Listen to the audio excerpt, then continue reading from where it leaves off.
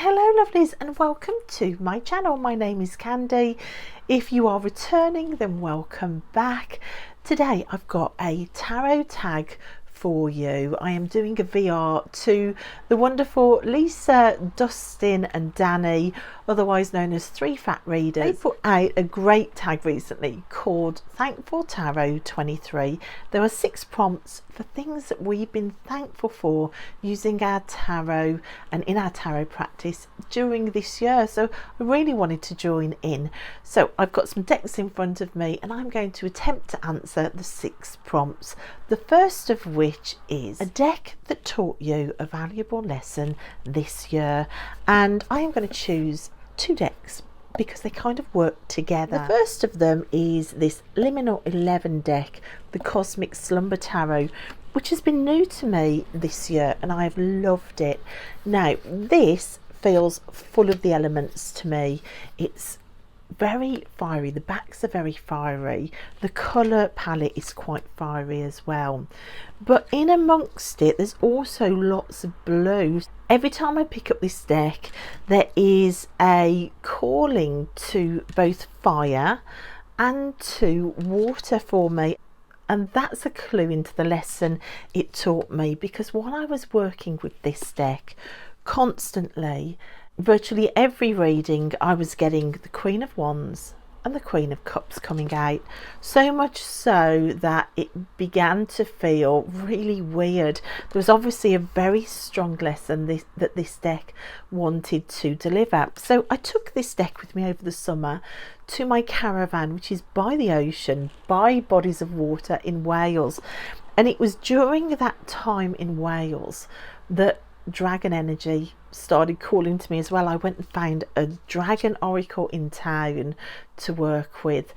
I have never ever had any desire to work with the element of fire, even though I am a double fire sign. I am Sagittarius sun with Leo rising, but it's been the least of the elements I've ever wanted to work with. So to get dragon energy calling and the Queen of Wands constantly coming out, it just felt really strange to me. So I worked with this deck to explore the possibilities around that pull to fire and the strangeness of the repeating cards, the Queen of Cups and the Queen of Wands. So I pulled some tarot readings around it, and the message that I kept getting was about witchcraft through the generations. It was incredible. I also meditated with this deck, and again it was the same message of fire witches through the generations until it got to me, and water being more significant for me. And that's one of the reasons why I have had the issues in my family line that I've got. So I couldn't quite believe that. As far as I knew, there were no witches in the line. I called upon a deck that has clarified and been an amazing reader all year to help me decipher what was going on. So this is the Nature Wisdom cards. This I normally use with Morrigan readings because it is just such a clear storyteller. It will take those messages that you're getting from other cards and it will just clarify them. So I took this deck, and after meditating and getting that same message again of fire witches down the line being met by a water witch, I pulled 3 cards to explain the story, and I got water, followed by charcoal, followed by smoke. Water definitely putting out some of the fire, and this led me into some real personal discoveries about why I have such an aversion to the element of fire, why the Queen of Wands still calls to me even though I do have an aversion to the element of fire, and why there is so much angst sent my way, and also the need to pull fire back in a little bit more, knowing that I have enough water in me to control it and put it out if need be. So some very strange moments with tarot for me around the Cosmic Slumber tarot and my nature wisdom cards that just opened up whole lines of understanding and ancestry work for me that really has impacted my practice and will impact it moving forward into 24. So for that reason I had to put those two decks together. Prompt number 2 is a deck that you are thankful that somebody gifted you this year. I am thankful for all my gifts that I've had, including the gifts for myself, but for this one I really wanted to pick Thea's Hellenic Oracle. So this is Theas Deck. Thea has the YouTube channel Garden Goddess Tarot. Me and Thea did the Garden Arcana series this summer together. So Thea is a wonderful friend. As a thank you for doing that series, she sent me her oracle, which is all based around Greek mythology, which I thought wasn't really my cup of tea. I'm very much a Celtic mythology girl, living here in sort of split between Wales and England. So I was interested, but didn't know whether it was going to be ever featuring in my practice. When this deck came in, oh my goodness, everything changed, and I have loved it. So it's actually become a bonded pair with another one of my oracles, the Rose Alchemy Oracle, and you can see here just how wonderful they are together. These two decks have stayed out on my desk for the latter half of the year and aren't put away ever. They just get new cards pulled. They have the most beautiful energy together and they give me the most glorious messages. So for that reason I had to pick the Hellenic Oracle, and it's just so wonderful that it's bonded with a flower deck, seeing as me and Thea are linked as gardeners across the ocean, and it's just been wonderful. So thank you, Thea, so much for opening up Greek mythology to me and giving me such a wonderful gift of your amazing Hellenic Oracle. So prompt number 3 is a deck that gave you a new perspective on the year, and I'm going to choose my Tarot Avatara for this because this deck is the deck that last December I pulled my 12 card year ahead spread with, and I have just actually put together a video where I used these 12 cards to look back and review my year. And although I haven't really used these 12 cards throughout the year, to look back on the year has been really spectacular with this deck. This card in particular, the King of Cups, has given me some insights on the parts work and the soul retrieval work that I've been doing with my dolls in my practice. I thought that this King of Cups might pertain to possibly other people or new relationships coming into my life, but no, this has been about different parts of me, and to love those parts of me and not to be in battle so much with myself moving forward. I don't think I would have seen those aspects of my year, or many aspects of the year that I've just lived, without this review looking back and without these cards holding just so much magic. Just the most brilliant filter to review my year through. It's just been truly magical. So I'm really grateful for Tarot Avatara for giving me that 12 card lens to review and learn from my year that I've just lived. So yeah, definitely the Tarot Avatara. But I have to also give an honorary mention to Yellow Box Rider-Waite deck and my Thoth deck, which I worked with together at the beginning of the year for exploring the decans. Now I didn't get very far with my decan walk. I only did a few, but within those few, before real life took over and overwhelmed with the kids' school life and changes took over this year, these two decks and exploring the deckhands were really, really impactful.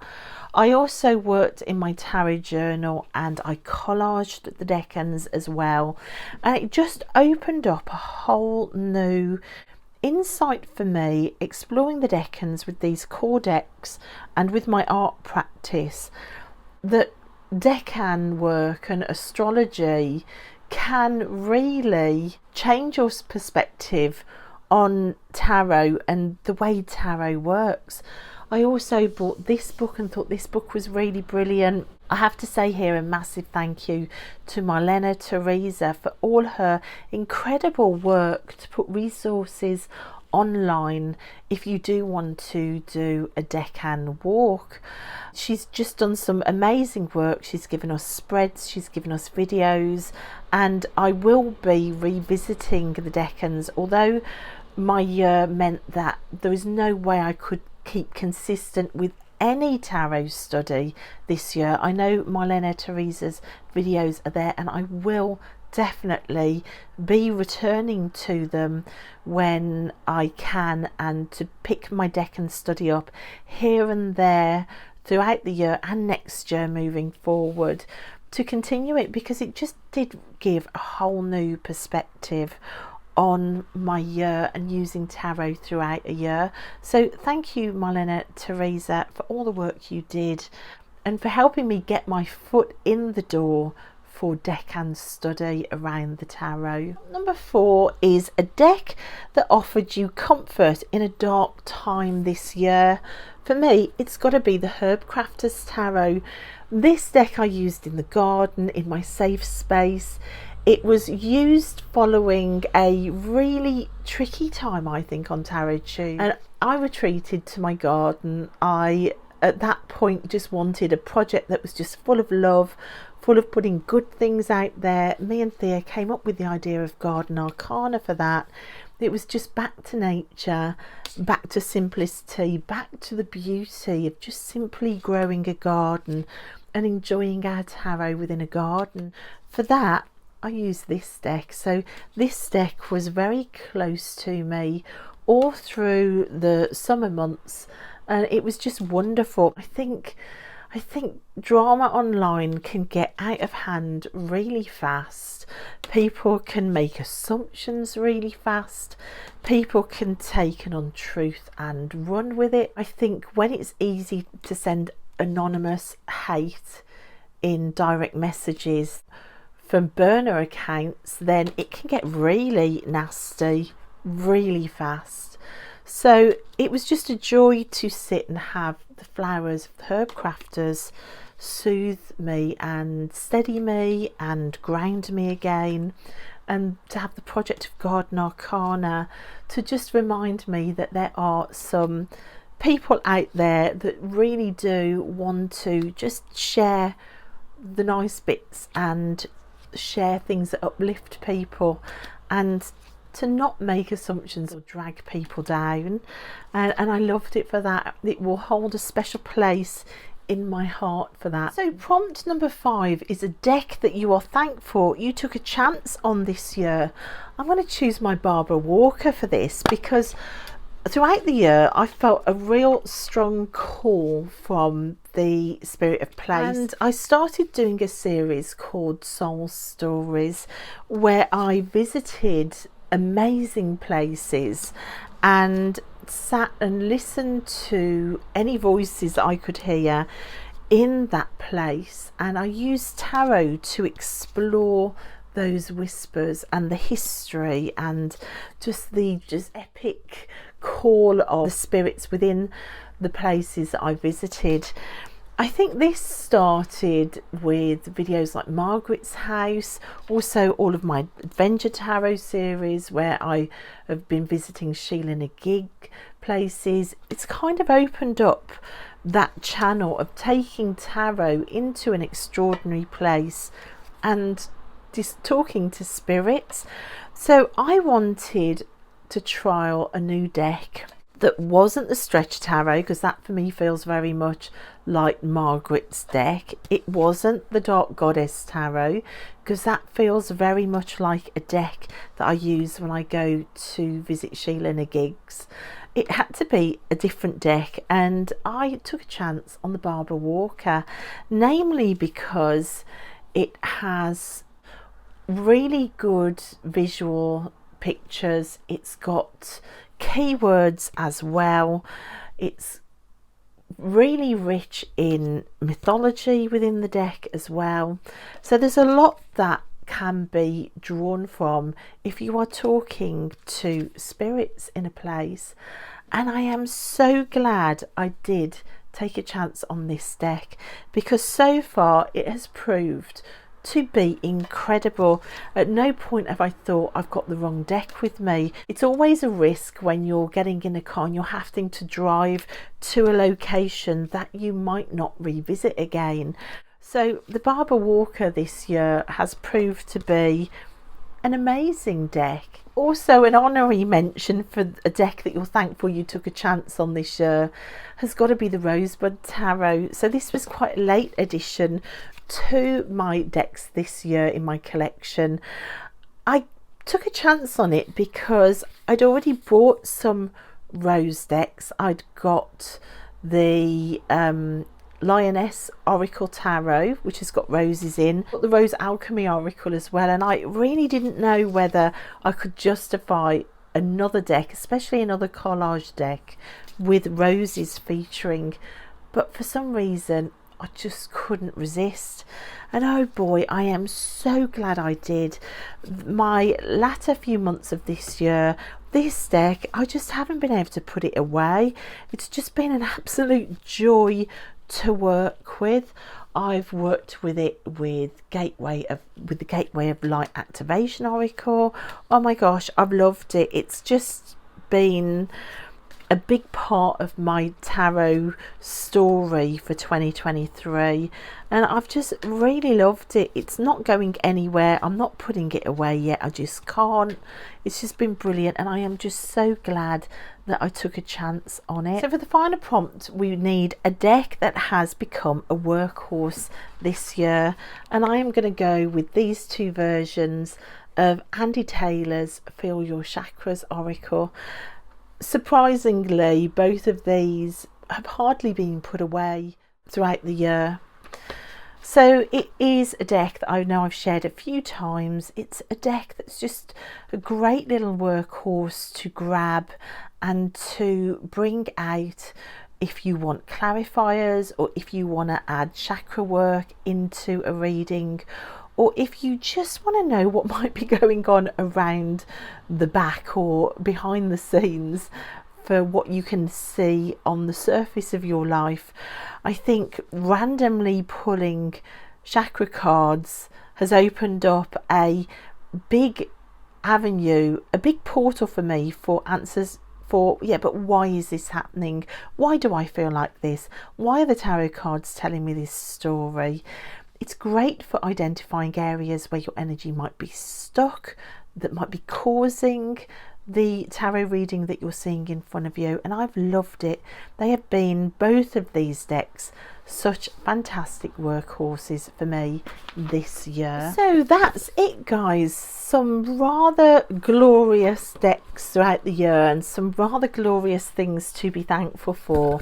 I hope you enjoyed that, and thank you to Lisa and Dani and Dustin for this amazing tag. I'll put all the links down below. So thanks guys, and I'll see you next time. Bye.